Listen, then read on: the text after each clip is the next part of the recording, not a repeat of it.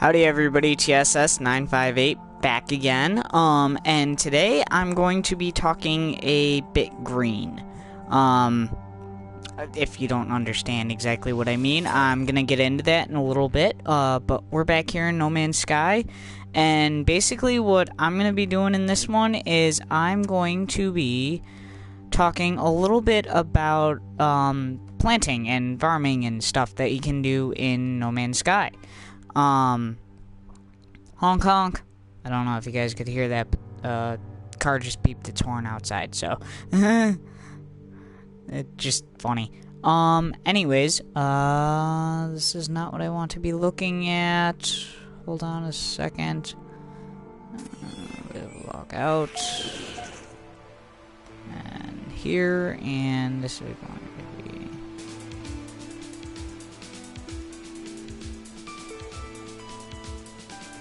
Sorry folks, give me 1 second here, and I promise I will get into it. Go here, and now go to this. Let's see if this works.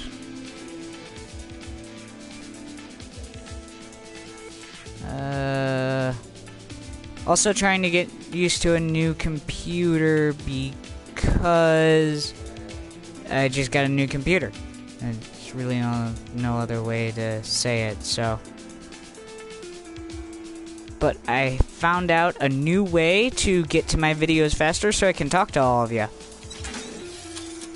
Alrighty, so yes, we are here on my base. I like my base. I'm currently in a project of planting a bunch of auto miners, which will be a talk for a different stream, but this is the building we are going to be focusing on. Well, the building that I built for the purpose of building it so I can farm. Yeah, we'll go with that. But anyways, basically what's gonna happen is you're gonna want to get one of these guys. I'm pretty sure it's always gonna be a Gek, but that's weird. I don't know why he's called the Mining Overseer, but anyways, he gives you basically all of the plant blueprints. I have completed all of his quest lines. He's gonna have you run all over the place, help you get a bunch of different stuff, in conjunction with the other quest lines for the other guys that I have over here in this building. So you're gonna have to work with not so much the Exocraft guy, but you're gonna have to work with the construction guy. You're gonna have to work with not so much the weapons guy, but you're also gonna have to work with the scientist guy as well.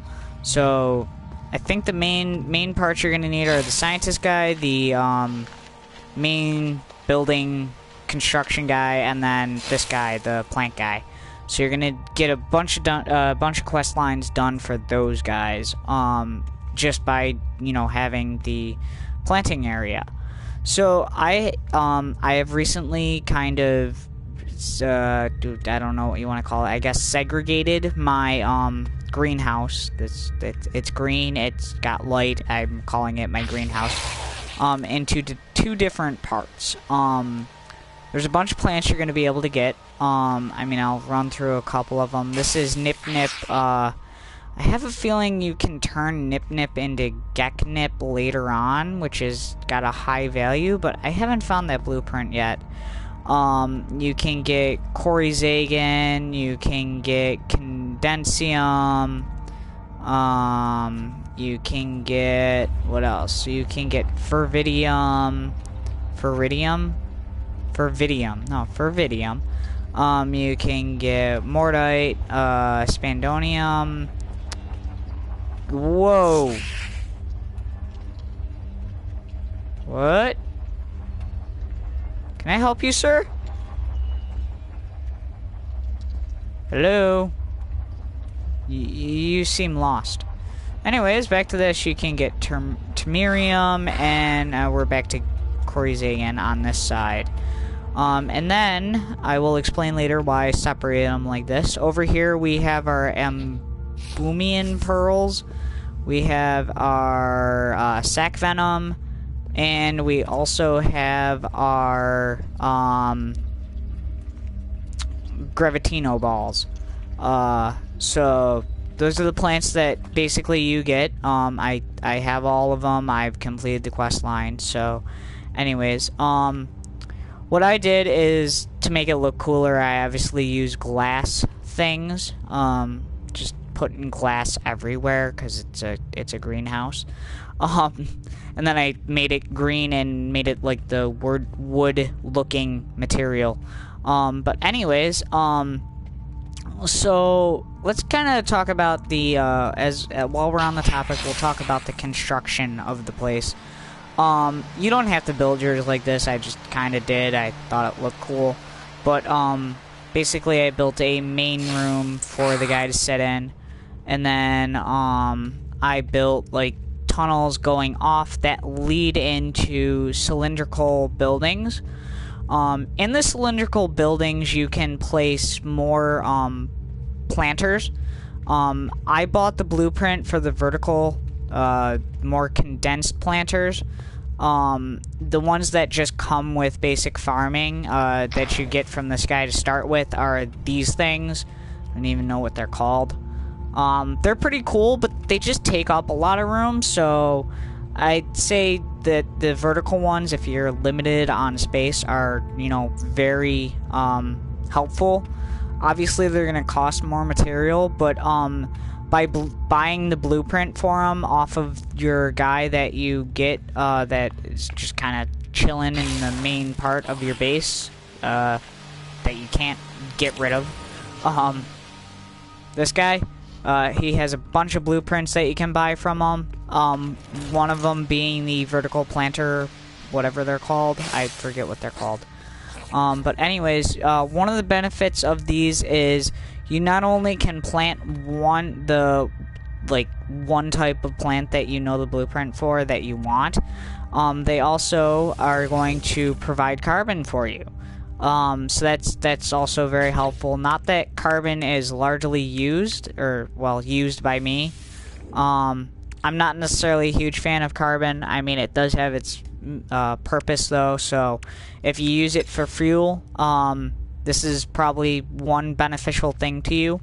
I myself use plutonium, so you may not, you know, however you do it, but you can have the plant plus carbon, basically, if you want it. The main planters do not do that. I'm not really sure if the main pot plant things, that's not the right material. That is wrong. Wrong. Material.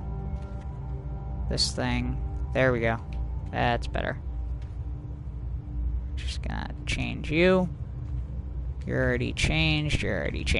Okay, but basically, I don't know if there's like a difference between growing times. I certainly haven't noticed one, so I think either one, you don't really get a boost or anything. So on to more of like the structure thing. I connected it using tunnels on the main circular rooms because you can only put planters on these specific walls, the diagonals. The other ones are reserved for like windows and tunnels and stuff, such as I have built. So basically, you know, I built this cylindrical room. Now, the reason why I built the cylindrical room, which I actually learned from a subscriber and a follower, which is actually very helpful, so thank you for this tip if you're watching this, is if you build the green dome, if you want to call it. What is it called? We're going to go down to room structure. It is called the biodome. There we go. I was missing the name. But it's basically if you build the biodome and you build a tunnel off of it, like here, I'll go to it real quick. You actually lose 3 of the planters that you can have in the biodome. So what I did and learned is if you build a ladder up into it, you don't lose any planters. It just goes through the center, which there isn't anything in the center to begin with. So you can keep all 16 planters that are around the biodome itself. So definitely a good hint if you want to grow more. You know, use ladders to get into it rather than a walkway or a door. This way you can again keep all 16 planters that are around the biodome itself. Now, this is the other thing that I kind of came across and found, and what the heck? Why is my phone laughing? Interesting. Okay. Anyways, but basically, I have split up the plants in a certain specific order. Basically because I have found that there's going to be two different types of plants. On this side, I am going to call these my green plants, and it's not just because they are plants and they are green. Well, some of them are green. I'm calling these green plants because these are basically plants that aren't going to help you really build anything, or they're not going to provide energy or anything. They are going to be money plants. They're going to help you earn a lot of money. So if I collect one of these sac venoms, we can go in and we will see that it is worth 6,875 units a piece. So that's going to be a lot of money if you get a lot of them planted. I don't even know how many. Oh, I did plant them all up here. So, you know, these are going to help you earn a lot of money. So that's that. So that's why I planted these over here. Among these, if we grab a Gravitino ball, and if we also grab an Ambulium pearl, Ambumian, I don't know how to pronounce that.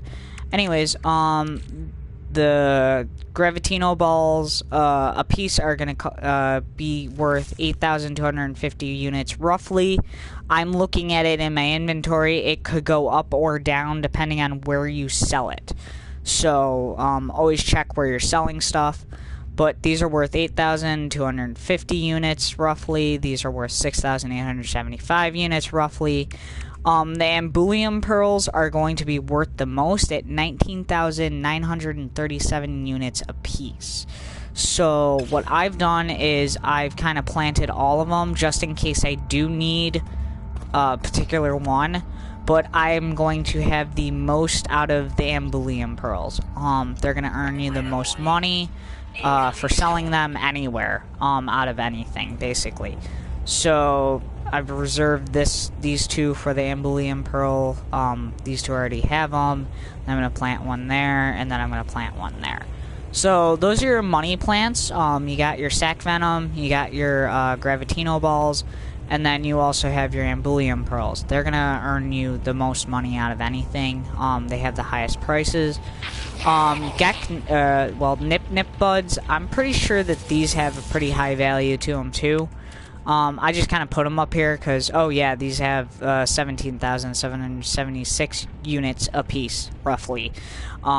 So these are going to be another good money maker, but still, your Ambumian pearl,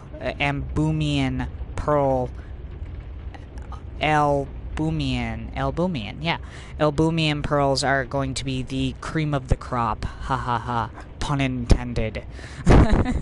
Anyways, I make myself laugh too much sometimes. Ignore the corny jokes. That's just who I am. Yeah, Ambumian pearls are definitely going to be worth the most if you are able to plant them and grow them. I would highly suggest it. So moving on to the right side of my greenhouse, again building a ladder up into it. These are going to be, I don't even know what to call these. I mean, we called the other ones our green plants. I guess I'll call these my orange plants. I don't know. But these plants are going to be big in construction. You're going to need these to craft and to build a lot of different things. Koryzagon is going to be used for glass. If you want glass and you want your base to have glass, those are going to be a big plant. And why are you still here? What, you just keep going in the circle, trying to figure a way out? How about we use this little hole down here? It's called a ladder. You go down it, and you leave. Ugh. If I could use my weapon inside, I would totally take you out right now. Anyways, Koryzagon again is big in glass. Condensium is big in electrical stuff, or like just big stuff in general that's going to be a big part of your base. I know you're going to need a lot of condensium to build a landing pad on your base. You're going to need a lot of condensium. Get out of my way! Move already! Ugh. You're going to need a lot of I can't even talk now. Condensium to build a lot of the big things that are going to be on your base, such as a landing pad, such as a I don't even know what you call it. Well, I guess we'll go back to this again, but this is under room parts. Galactic Trade Terminal. You're going to need a lot of condensium to build them. Tamarium and Spandonium are going to be used in auto mining crafting. So those are pretty big. I really haven't used Mortite or Coprite. I just haven't. I guess I haven't had a need for them. I don't really know what you need for Vidium for, mainly because I literally just was able to get this plant. I just got it. It is the last plant that you get. So, again, this is why I separated it this way. These are all my construction plants, or like crafting plants, so I call them orange plants.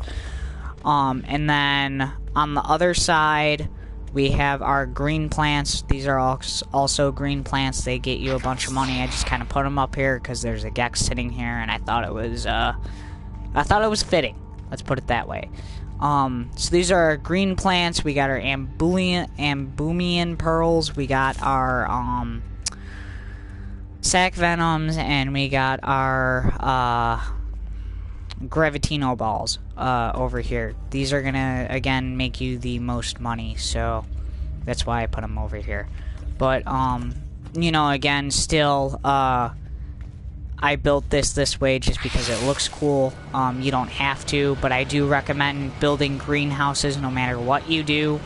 And if you do build the greenhouses or the biodomes, I recommend building ladders up into them so you don't lose any planting spots, so you can assure the most planting spots and best harvest of plants, because you can grow more. But anyways, that's basically your plants. You got you're gonna be able to get I don't even know what you get first, but you're gonna be able to get Koryzagon, Condensium, Coprite, which is right there, Tamarium, Spandonium, Mortite, and for Vidium, again, all the crafting building plants. And then you can also, at one point, you're going to be able to grow Nip Nip, which I think turns into Gek Nip later on. I don't know how to do that yet, though. On our green plant side, as we're calling them, because they earn us money. You got your Ambumian pearls, why can't I say that? Gravitino balls, and sac venom. They're all gonna earn you a bunch of money if you grow them. So I guess basically that's farming in a nutshell. You're basically gonna need to find yourself a farmer or a mining overseer Kund. I don't know. Anyways, however you pronounce it, he's basically a farmer, and he just gets you all the plants. But you're gonna need to find him at one of the planetary, no, orbital, no, yeah, orbital bases things. But you get him there, and then he teaches you how to build these thingies, these planting pod things. And then, like I said, I found it very beneficial to build or to buy the blueprint for these upright growing things that come with carbon. So that's another good thing. The upright things, you are going to need a couple different materials, though, if we go down to our farming. So we'll start with the hydroponic tray. You're going to need iron and zinc. Those are pretty basic. You can find iron and zinc basically on any... Well, you can find it on any planet. Zinc is more commonly found on different planets, though. I can't tell you which ones. But for the standing planters, you're going to need carite sheets and power gel. So a little bit harder of stuff to find, but again, not too bad. But you're just going to need a lot more materials to build them. But again, I think they're very, very worth it. It seems like you can fit more into more area or into less area versus these things that just take up a bunch of space. So yeah, that's basically farming in a nutshell. Again, I think it's really worth your time to invest time into this field, so to speak, just because it is going to earn you a bunch of money. But yeah, I'd say go ahead and do it, and you know, obviously, if you want to save as many spots as possible, build ladders up into the biodomes.